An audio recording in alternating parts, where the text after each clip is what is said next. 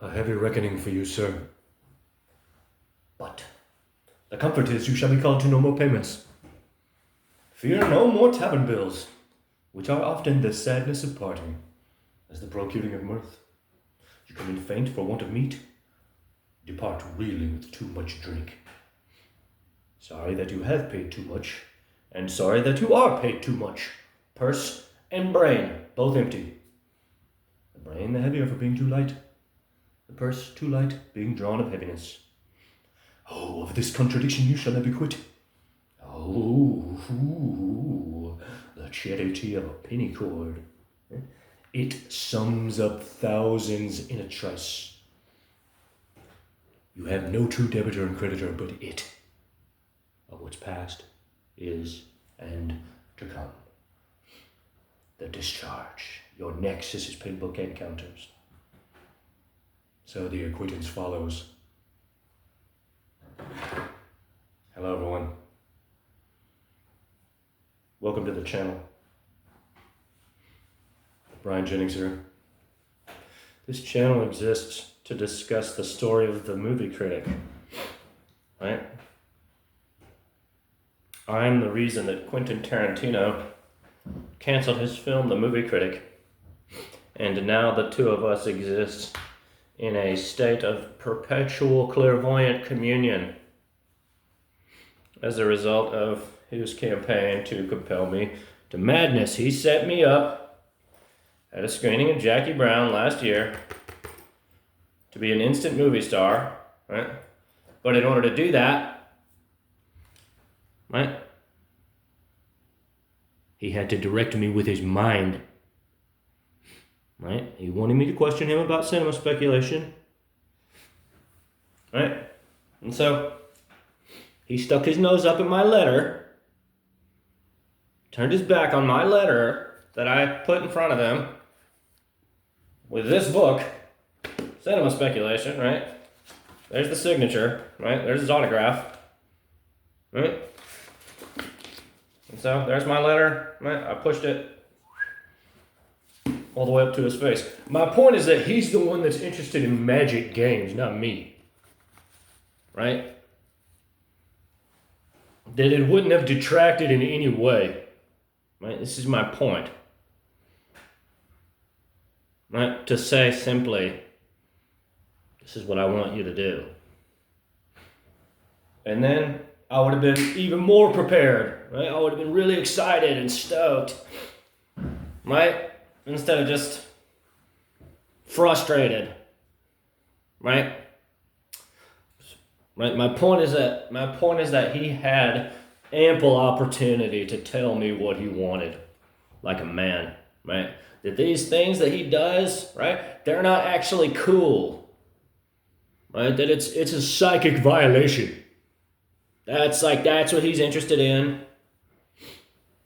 right? And so in that moment, right, when he stuck his nose up at my letter, there, in that moment, I thought, oh, okay, so we're still doing this, right? It was supposed to be different then, right? I don't care what he said, right? But it is true, right? Everything that he said was in relation to me, right?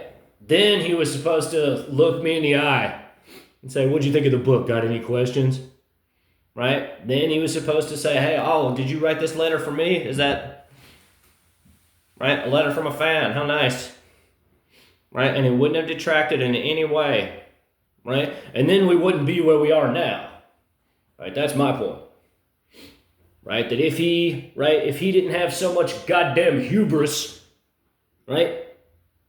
If he would have just looked me in the eye and said, what'd you think? Got any questions? Then when I stumbled over my words, he could have went, well, there it was, gave him a shot. Right? My point is that, right, I can play the magic game too. Right? Because he didn't actually say anything to me. Right? That he didn't accept my letters. Right?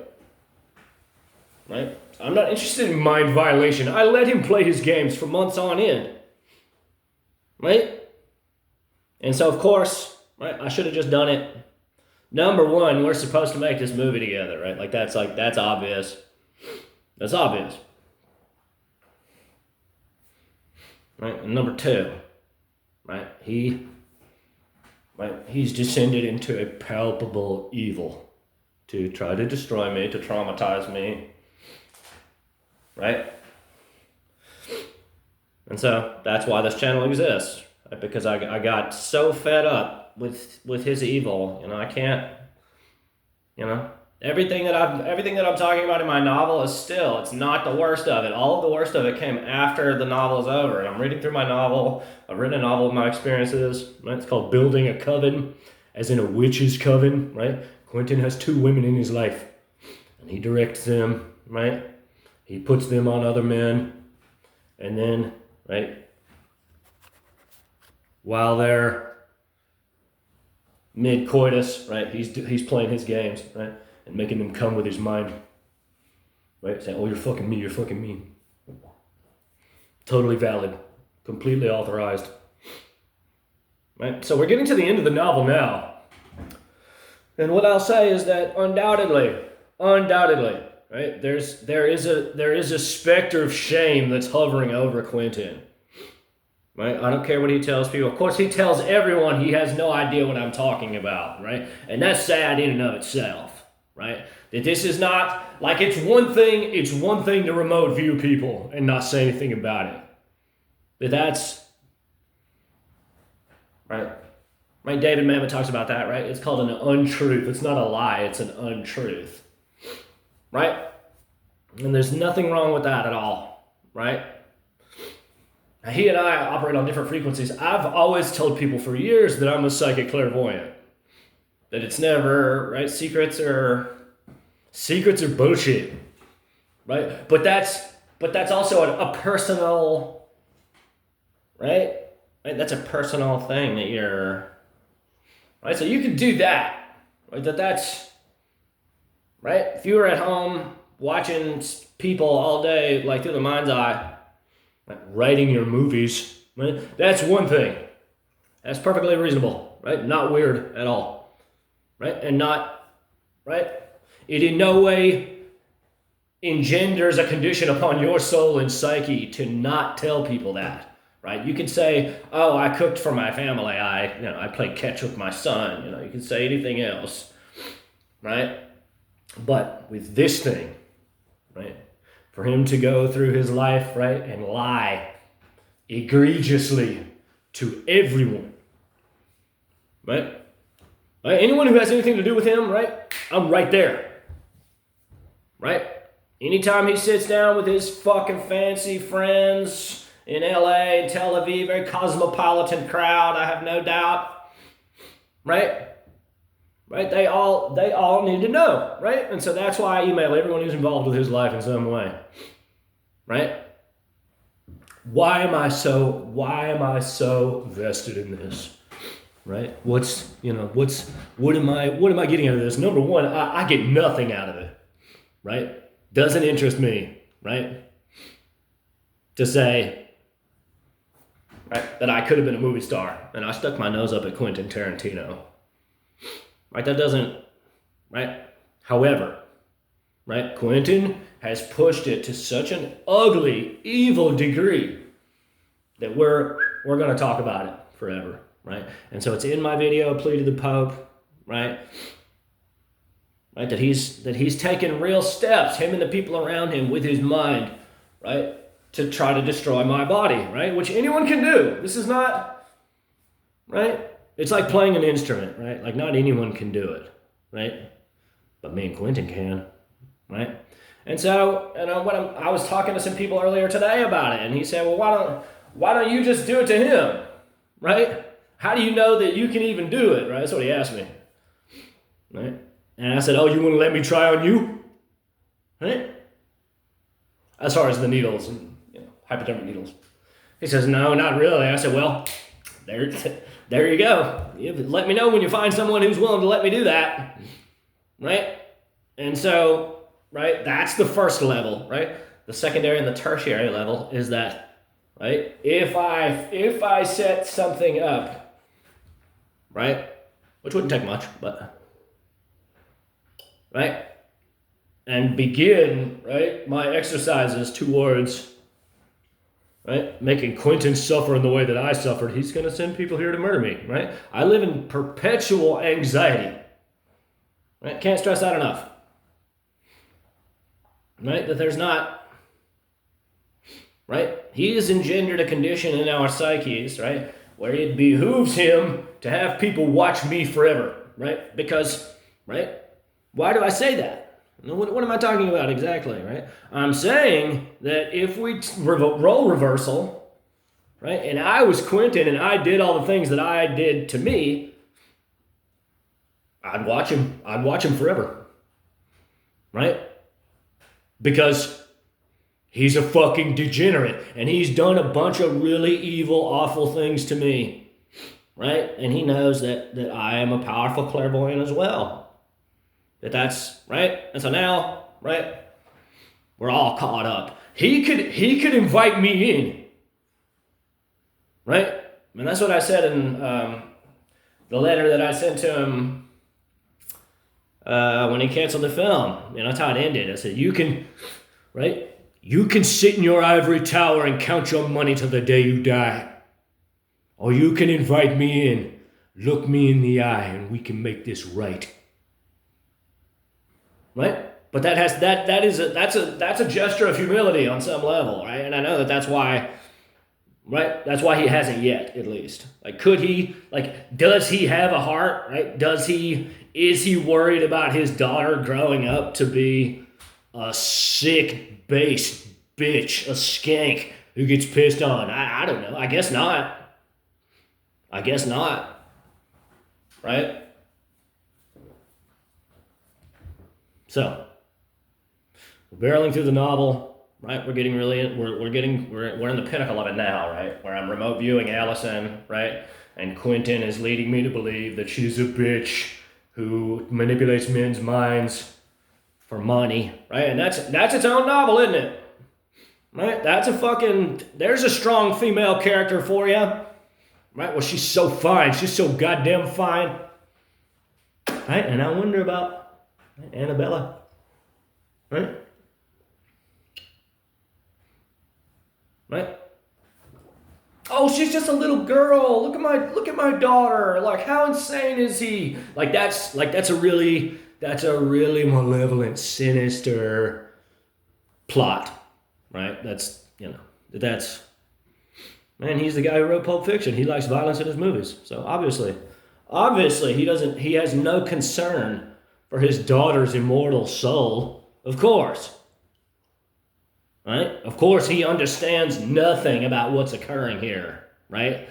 That he's pushing out, right, those thought forces of intention, right, about how, right, his daughter manipulates men for money, right? And there's a piece of that, right, because it's a sphere, it goes out omnidirectionally, right? Boom, that goes through his daughter every time, right? And now she has all of that swimming around in her head, right? Psychologically, right? It's not going to manifest itself until later, right? She's only 3 years old, I believe, right? But make no mistake, right? These powers that we're touching on here, right? No free lunches, no givesies, backsies, right? Right, that he said all these things, right? Sitting in his ivory tower, sure that I would blow my brains out, right? That's why he kept escalating it, right? Because I turned it all on him. I said, oh, how about this, right? And in no time, right? She was a bitch who gets paid $500 an hour to fuck, right? So, I don't care, right? You want to think so little of your family's immortal souls, right? And like I was telling you, right? He puts his wife on other men. And he makes her come with his mind. That's their thing, right?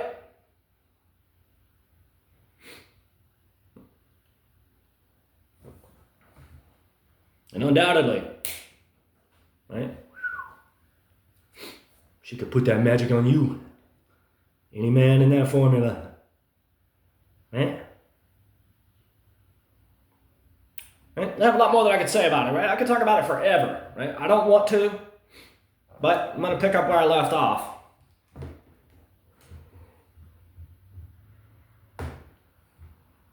One second. Well, I gotta find the page again, so I'll keep talking for a second. Right? This is never, right? I've just so that like we're all on the same page here, right?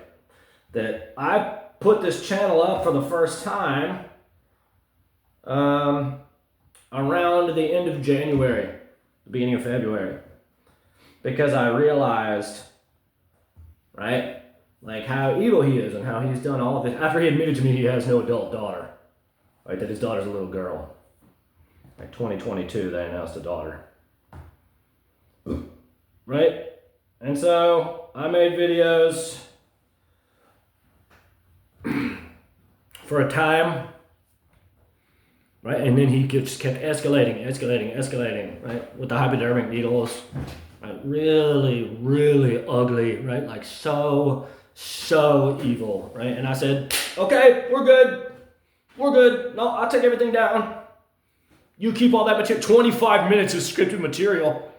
You keep all of it. Just hit the fucking road. And of course it doesn't work that way, right? And so maybe a week later or less, he told me to sue, right? And so I took a job sorting trash. I was paying the money to file the lawsuit, right? Pro se, I'm not a lawyer, right? So it came back 3 times, right? And so the third time, right? I got all of the paperwork necessary. I mailed the check, right? To the Santa Monica courthouse, right? And between then and now, right, while I was working, sorting trash, right, he got me high on cocaine with a hypodermic needle, right, that he was, you know, he was doing a bunch of awful shit for like 5 days in a row, you know, with hypodermic needles, right, and in prisons and magnifying glasses, he steals my wisdom, right, he understands nothing, right, and so, right, that's when I said, okay, no more. Like I'm not working a job anymore, right? We're not suing. No, we're just gonna talk about it every day, because playing the game by your rules, I have no money. I don't have money for a lawyer, right? Has obviously, right, helped me not at all. So you're gonna be evil as much or as little as you want, and yes, right? He was evil on Saturday, right? I'd like to think that again, like I said a minute ago, right, that there's a great shame hovering over him, that he's exhausted by it all, right? That he's ready to reconcile, surely. You know, like I don't know. Maybe he's just a fucking asshole. You know, I don't know. But that's why we're here, right? That's why we're talking about it, right?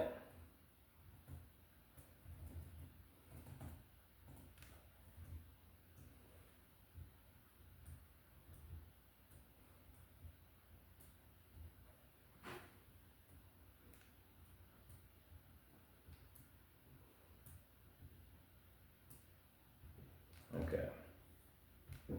We're almost there. Thank you for being patient.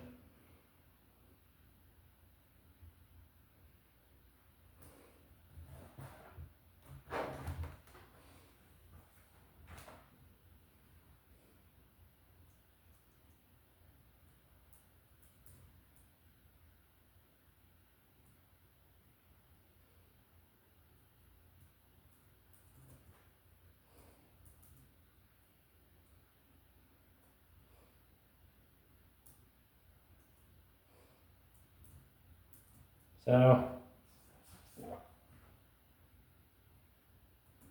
right, there is no daughter. It's all bullshit, right? Ha ha ha ha ha ha. No one loves you. Right? Got you good, right?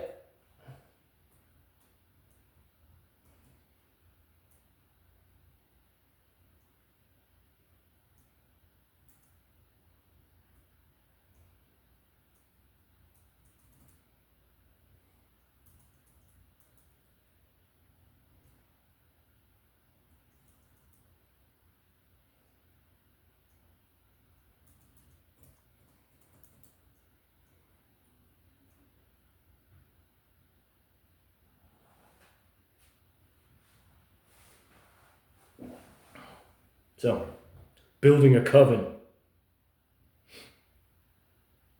Days pass. I cast some dozen or more sigils, all unique, with their own magical identities and truths, hermetically sealed within the circumference. As I continue staring through her eyes, reciting the Fibonacci and exponential sequences forwards and backwards, I have now taken to reciting a mantra. Anytime I have the house to myself, I produce the board, my grimoire of sigils, and set to task.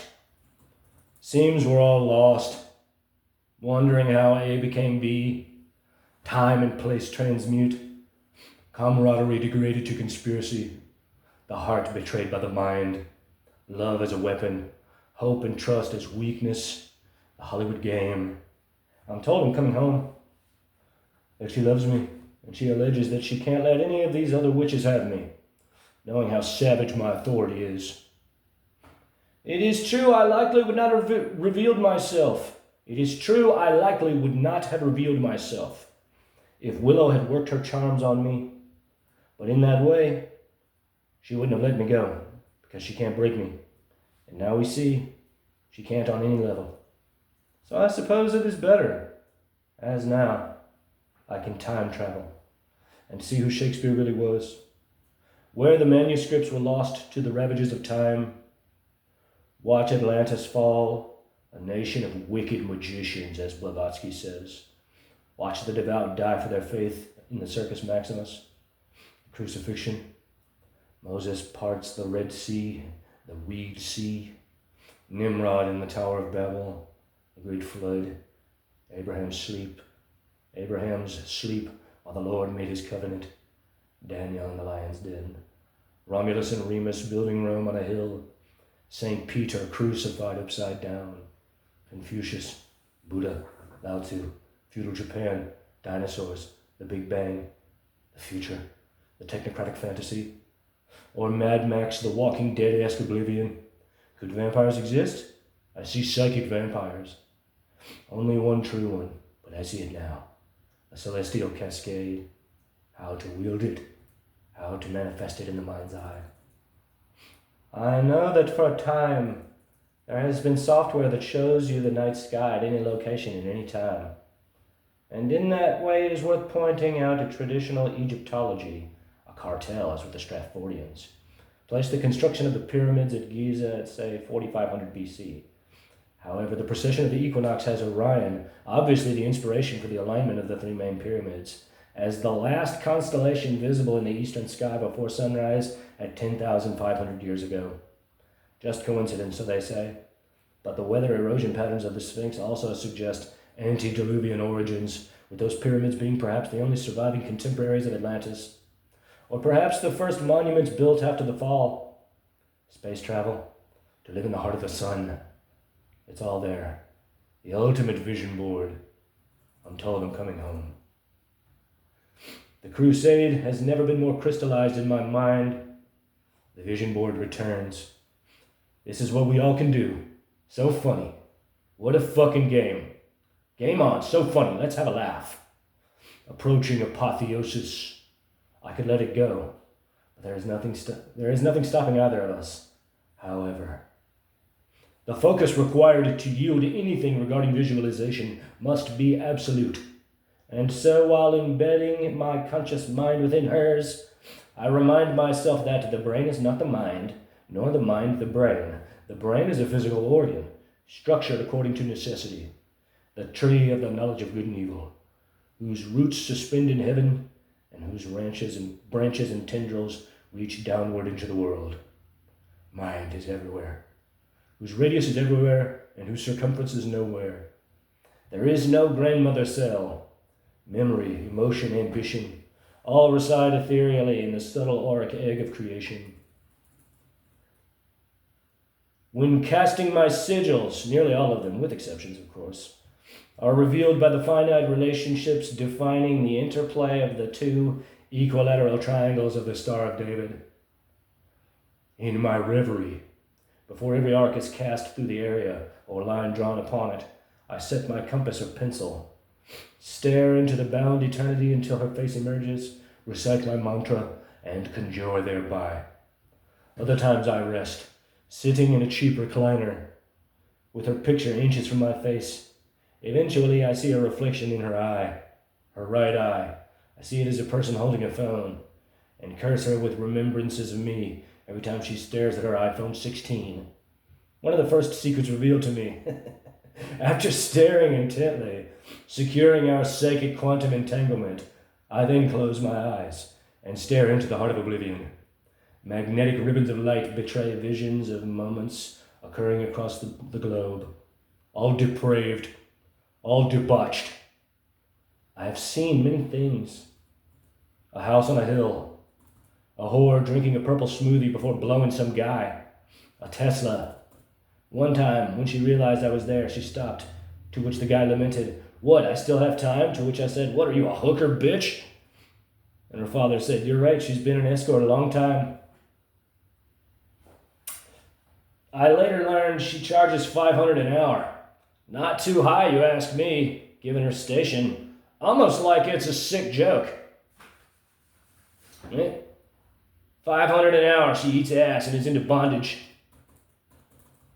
Now her debasement is immaculate. And no matter how soon I arrive, she zealously continues, mocking me for falling in love with an evil witch whore, for trusting that she understood magic, for believing no one would ever conspire to lie in the house of God in Solomon's temple. I have ejaculated at the same time as her clients, going on a dozen times. Now, counting, reciting, watching, listening, hovering my sigils over the city, the building, the bodies copulating, and the sexual organs themselves. At the instant of climax, I visualize HIV being cultivated in the seminal tract, as is true, and tie my intention to their anatomy by the sigils, hovering perpetually in my brain, as well as within and around them. And though she recognizes that she can force men to come in their sleep, she does not recognize or appreciate how the same energy can mutate cellular structure and implant live viral cultures into any cell. It is transcendental, not mechanical, not based reductionist materialistic science, as with the laying of hands or prayer.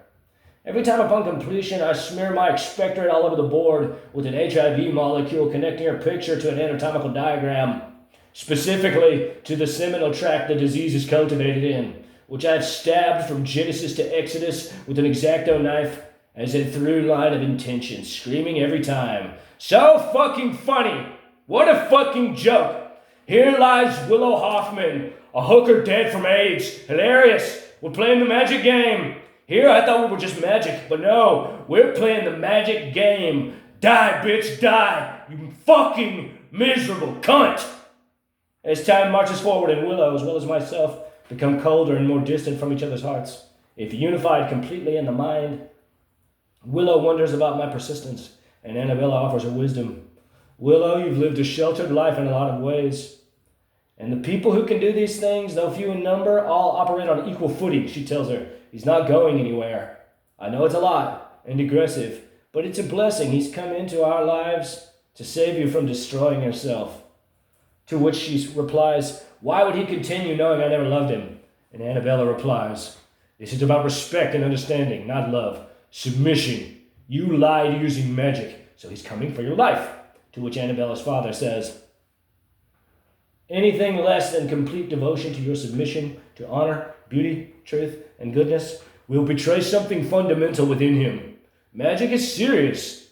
To which he says, "I've always done," to which she says, "I've always done what you showed me." And he replies, "And with this regard, we are responsible and have apologized already and will continue to. However, I know," she says, "there was nothing keeping me from asking." Exactly. That's the point. Her emotions are a true mirror to her actions. Every morning, in reverence to my prowess, saying, "I feel the dragon's breath. I feel the savage divinity. I feel the sigils hovering over and within me." And then, as soon as her phone reminds her she's a prostitute, she forgets all about me, my power, and jeers at me as I blast her with psychic rage and visions of disgusting ovarian cysts filled with hair and pile and pus, with the tracing I spent 5 hours on attack to top it on the board. So funny, what a joke. What a fucking joke. Magic games. Will is the law. So funny. Anthropomancy. Manna from heaven. The motions of the heavenly bodies, the unity of mind, the power of will and intention. Pure comedy. My mantras are many, reaching back a decade as tactics of meditation. There are 4 that we have taken to memory. In the beginning, settling into the hive mind, I would recite love, love, love, love, love, love, love, love, love, love, love, love, love, love, love, love. When my mind, still adjusting, would degenerate into violent reveries of despair. Second, upon arrival here, when thinking there is something wrong with me, unsure of my thoughts, or my control and possession of them, I would yell, death, blood, bone, gore, mutilation, humiliation. Now on my campaign, I have several more that have developed. The third is, all that you see I know. I am the light in your eye. All that you know I see. All that you know I see. I am the light in your eye. All that you see I know. Willow asks, what is it? To which Annabella's father replies, it's nothing. It's magic.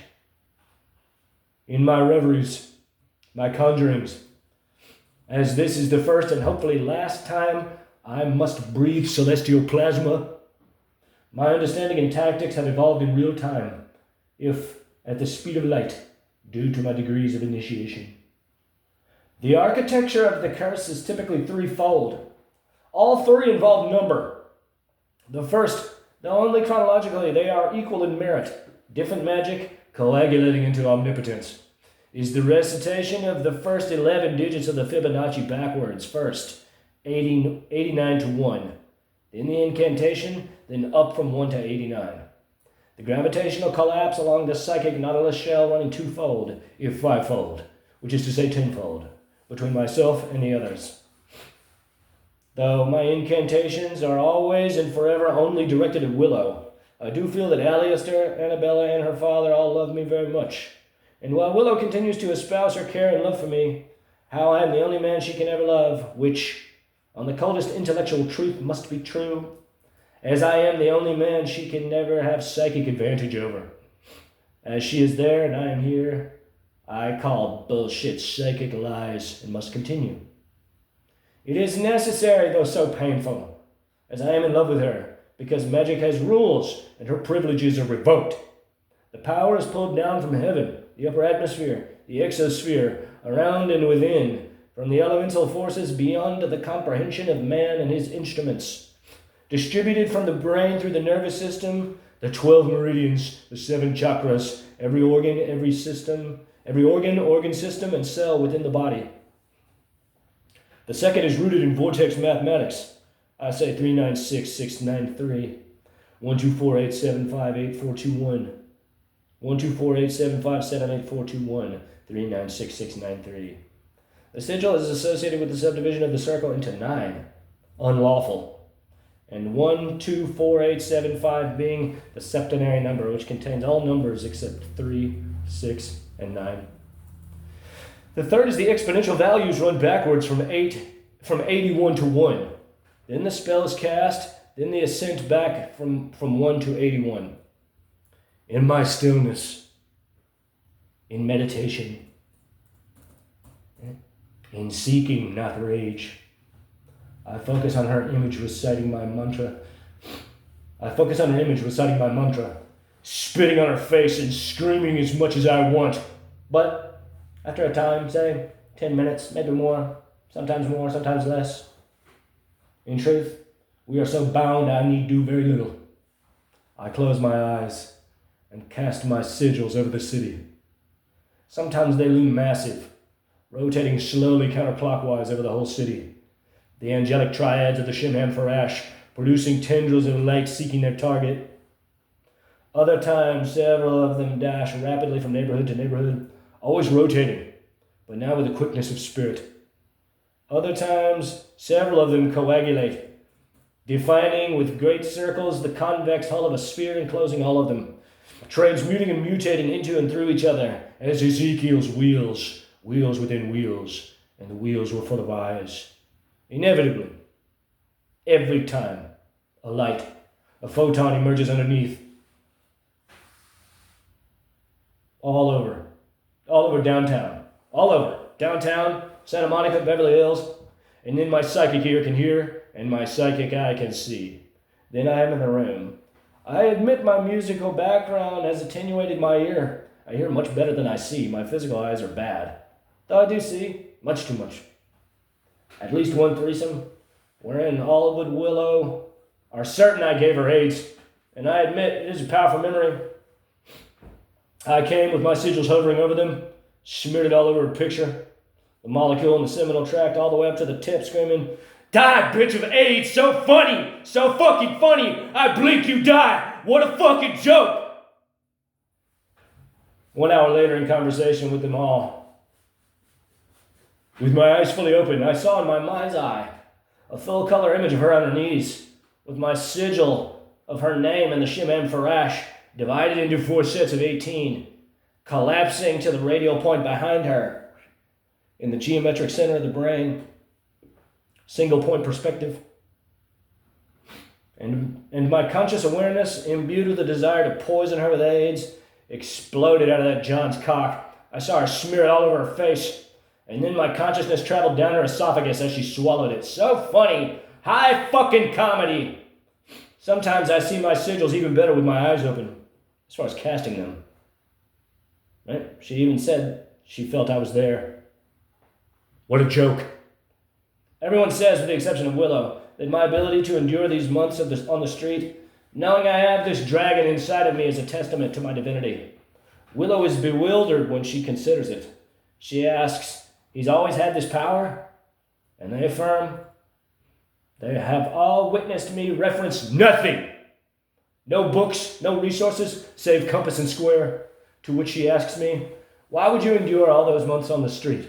To which Annabella tells her, "Because he trusts us and loves us."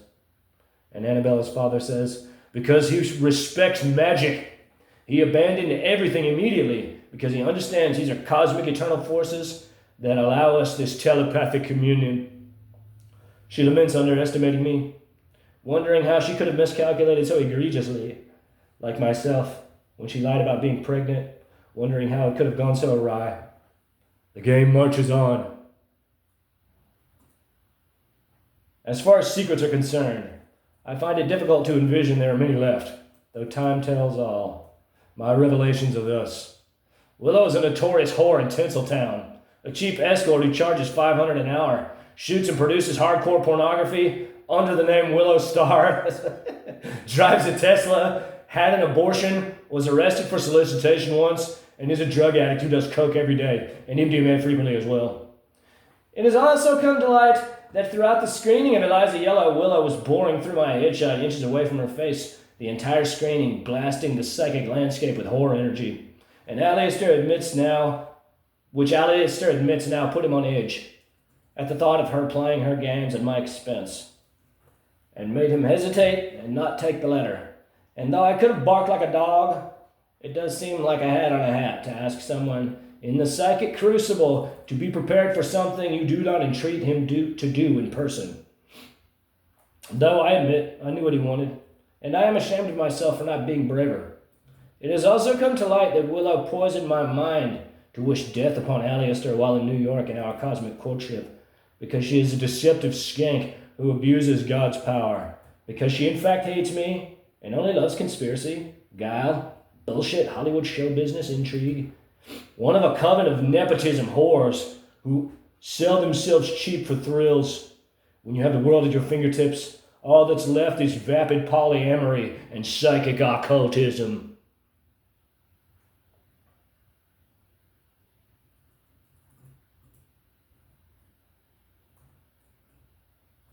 Though, now, when you have the world at your fingertips, all that's left is vapid polyamory and psychic occultism. Though, now, we see. They in fact understand little to nothing about magic. Its practice, its operation, its print. They print out pictures and stare at them. Amateur hour. Ouija boards are for children. All that remains is her phone number and their physical address. Ironically, all I have to do is pay $20 and get a map of the stars, which has Alistair as the next to last stop on your glamorous jaunt. I have yet to do that. I would prefer to acquire it by magic. In my meditative reverie.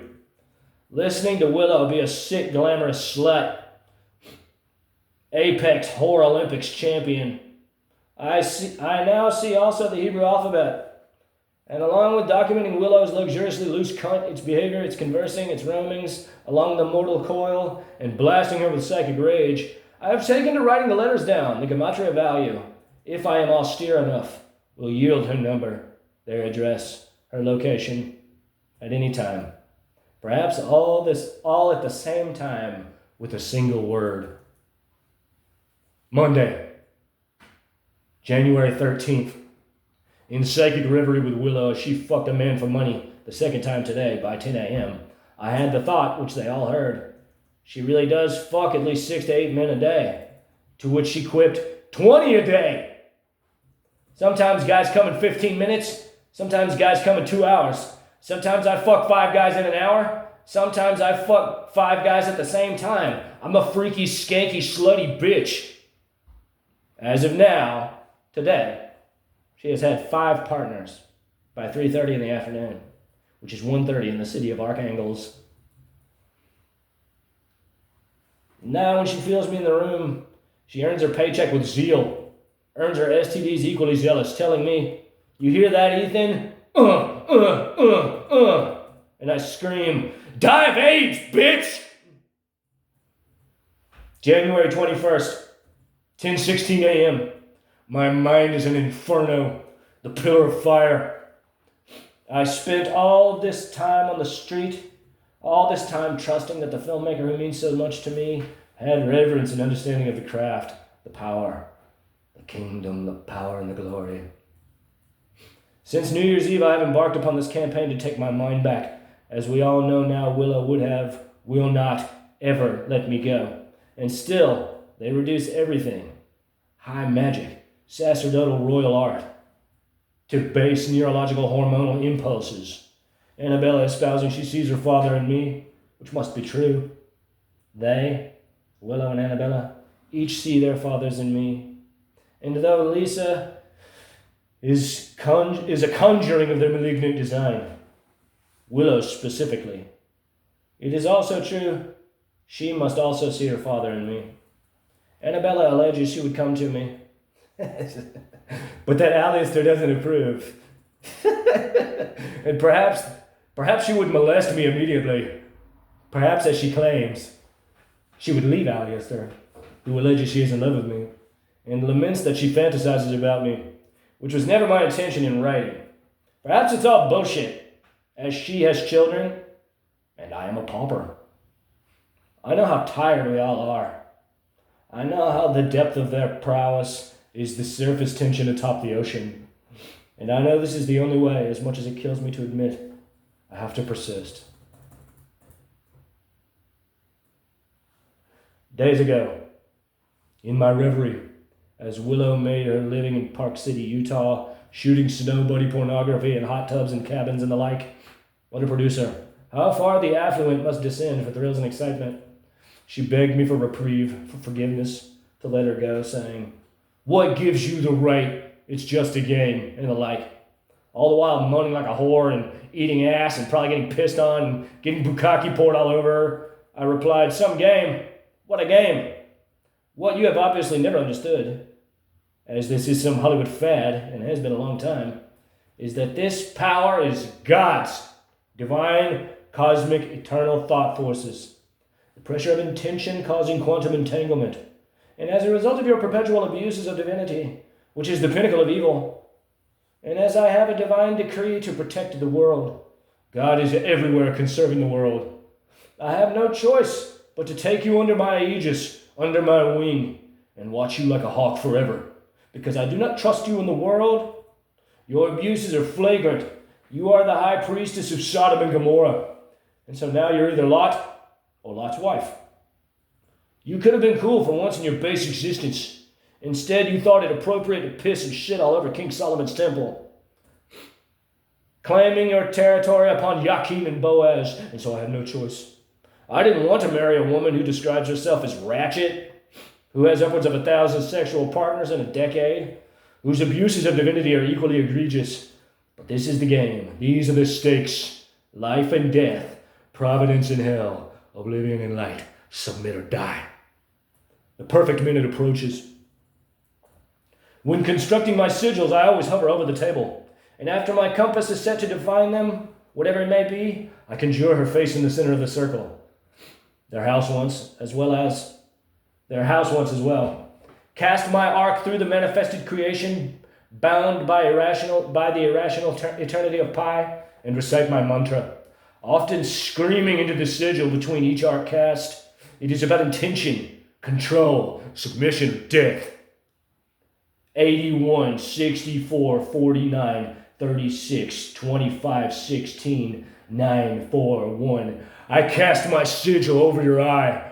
Bend the knee, bitch, or you fucking die. 1, 4, 9, 16, 25, 36, 49, 64, 81, 396, 693, 1, 4, 2, 8, 7, 5. I cast my sigil over your eye. Bend the knee, bitch, or you fucking die. Die, bitch. Submit or fucking die. 5, 7, 8, 4, 2, 1, 3, 9, 6, 6, 9, 3, 89, 55, 34, 21, 13, 8, 5, 3, 2, 1, 1. I cast my sigil over your eye. Bend the knee, bitch, and you fucking die!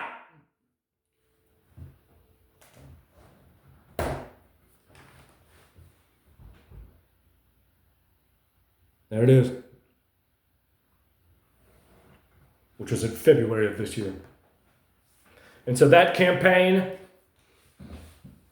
right, culminated in him saying, and this is why I was laughing, oh, there's no daughter. Right? It's all bullshit. It's a game to him, you know? Right? And so this is my point, right? When I say, oh, okay, he's been like, there's only one goal here, right? To get me to blow my brains out. Right? He didn't do all this for me to be able to just walk around in the world and talk about it. Right? Right? That's right, such hubris.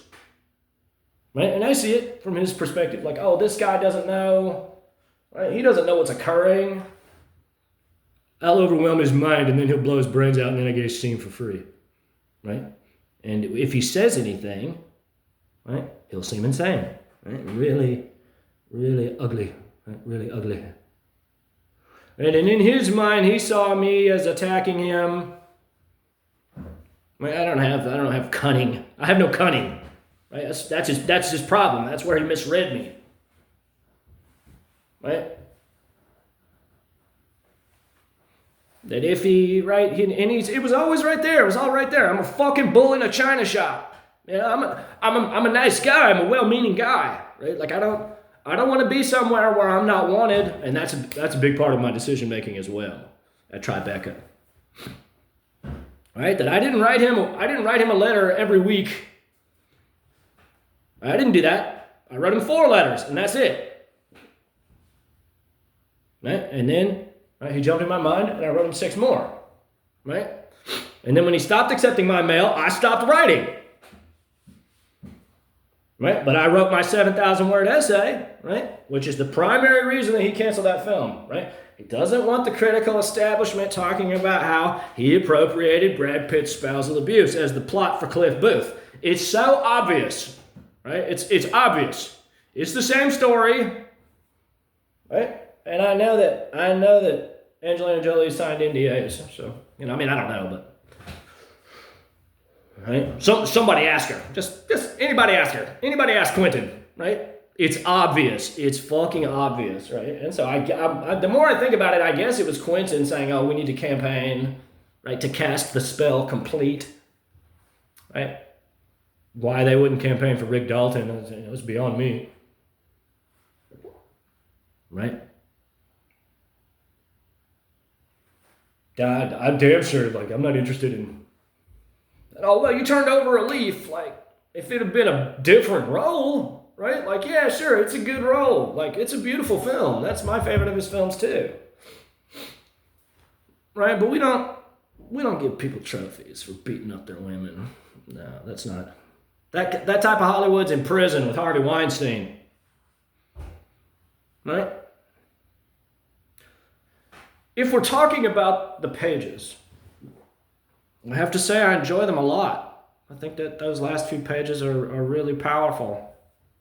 right? And so, right? This is why, right? He escalated it, right? And hopefully it's just trauma, hopefully it's just psychological torture, right? But everything with the hypodermic needles, right, that he did while Fish was playing in Seattle, right? But that's, right? Again, he stole it from me, right? Because he understands nothing, right? He's a child. He's a spoiled brat, right? Son, savage novel, right? And I was laughing, it's like all this, I was laughing about the Tesla, it's all bullshit. Like every time I said anything, they were like, oh my God, you're so like, oh wow, your clairvoyance is, right? Right? Only to inevitably say, I don't have a daughter. And he had to tell me 2 or 3 times. Right? Why, and I don't understand, like why, right? Like, what did you think was going to occur, right? When I started, there's the board, right? When I started wielding all of these, right? Like, this is how space is structured, right? That you use these, right? In your clairvoyant mind's eye, right? Right? So, I don't really know what else to say, right? Oh gosh, what an imagination, right? Like if we reconcile, right? And he sanctions the novel. And he might. Right? He'll give me a big old hug and say, wow, man, I can't believe you came up with all that. Right? I hated you so much, but when I saw that novel, I said, oh wow, we have to come together. Right? So my point is that he needs to put his daughter in front of me, right? Because of the curse that I threw out there. Right? And it's just like I said, I'm gonna teach her how to make a circle, right? But it has to be me, right? Can't be anybody else. Right? That this is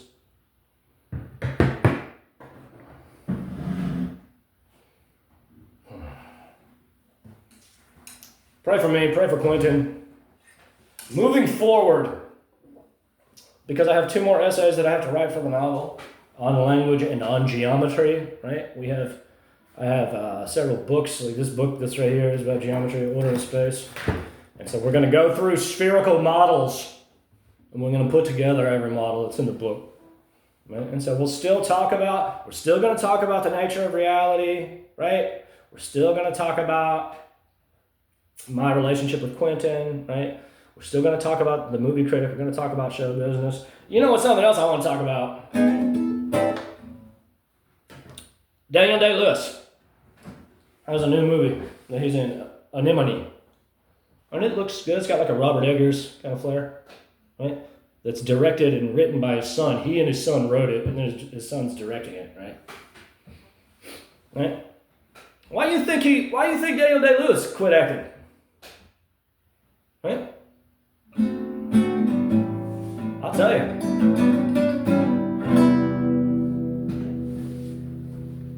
I'm speculating, but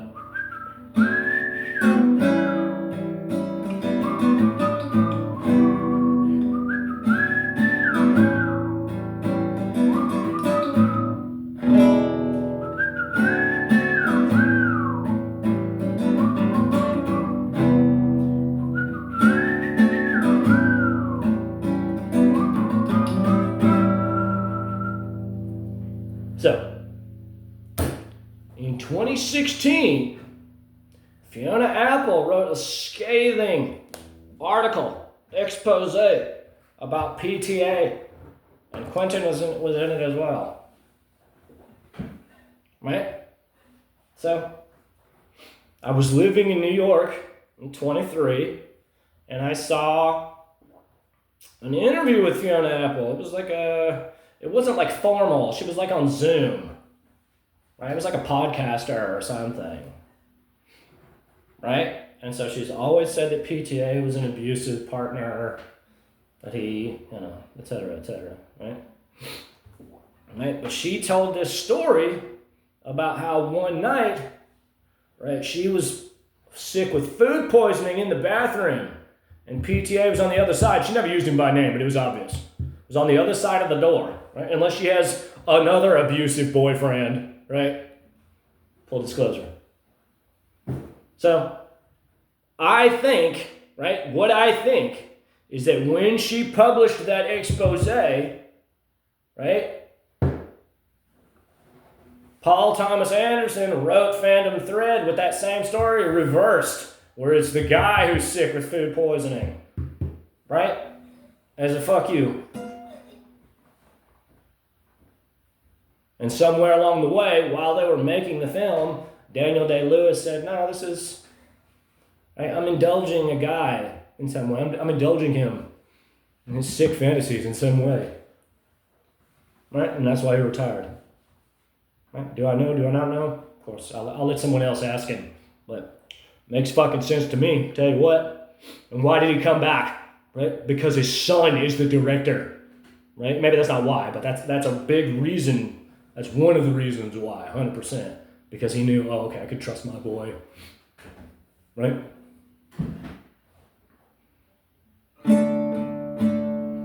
So, let me know what you think about the pages. I know they're wild. They're wild. But this is the game. Right? That I could have, right? I could have just let him continue to torture me. Right? That's one thing. Right? I could have done that. I could have just went, oh gosh, I'm so sad. Gosh, I thought me and this girl were in love. I thought we had this cool magical relationship. Oh, boo. And I did that a couple times, for sure.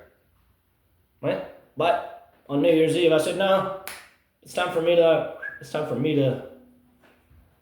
right, see what the truth of it all is. Right? And so that's why we ended up getting here, right? That after I saw New Year's Eve, and it was all bullshit. I don't know what that girl did, right? But I saw that it's a game to them. That's like what, and so this is God like showing me like, no, you need to just open the valve up all the way, right? Baphomet, right? And that's what led to where we are now, right? So if he was cool, right? Right? And didn't want to traumatize me continuously, right? Then I would still be sorting trash now, and we would be moving forward with the lawsuit in a meaningful way, right? But this has never been about money, right? That if he was cool, I never needed to sue him, right? This is what I said yesterday. So, right? The two of us, right, hover over each other as psychic phantoms forever, right? That he has people that observe me, right, with their mind every day because he cannot afford to give me the freedom to conspire against his life like he has conspired against mine, right? But that's, right? It's illogical for him to not watch me. And so that's why we're talking about it, right? That Quentin Tarantino has done a great evil on me, right? And tried to kill me and has bruised my psyche palpably forever. And there's nothing that I can do about that because if I can do the same things, right? It's not like, right? He got him from me, right? But he'll murder me. He will. He's a pussy, right? So, right? Somebody else wants to do it. You know, a plea to the Pope. It's all there. I don't sanction that at all. But, right?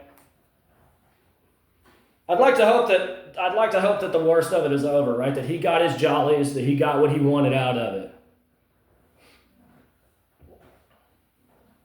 So, I guess I'm going to sing this song. Pray for me, pray for Quentin, 9601 Wilshire. If you wanted to write Mike Simpson, William Morris Endeavor, right? 1822 North Vermont Avenue, vintage cinemas, right? Right. Pray for me, pray for Quentin, pray to bring this to an amicable resolution, right? Everyone around us are the people who suffer, you know? Like, he and I were obviously, right, we have a legendary connection, right? And we're obviously very powerful clairvoyants, both of us, right? That the two of us can just hold the other one right there and do whatever needs to be done in our lives, right?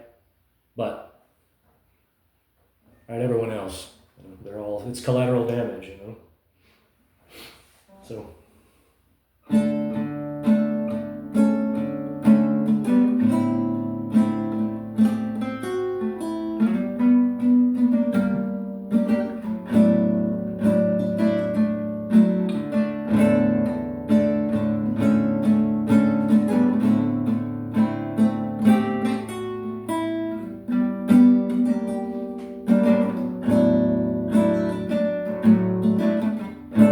don't wanna be an actor pretending on the stage. Don't wanna be a writer with my thoughts out on the page. Don't wanna be a painter as everyone comes to look. Don't wanna be anything but my life's an open book. A dream, it's true, but I'd see it through. If I could be wasting my time with you. Don't wanna be a farmer working in the sun. Don't wanna be an outlaw, always on the run. Don't wanna be a climber, reaching for the top. Don't wanna be anything, but I don't know when to stop. A dream, it's true, but I'd see it through. If I could be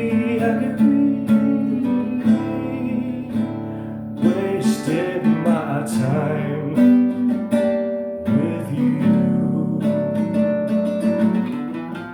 So if I'm inside your head, don't believe what you might have read. You'll see what I might have said.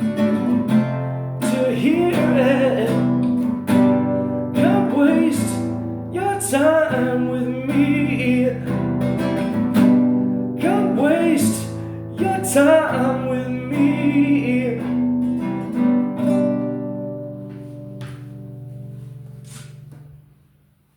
God bless.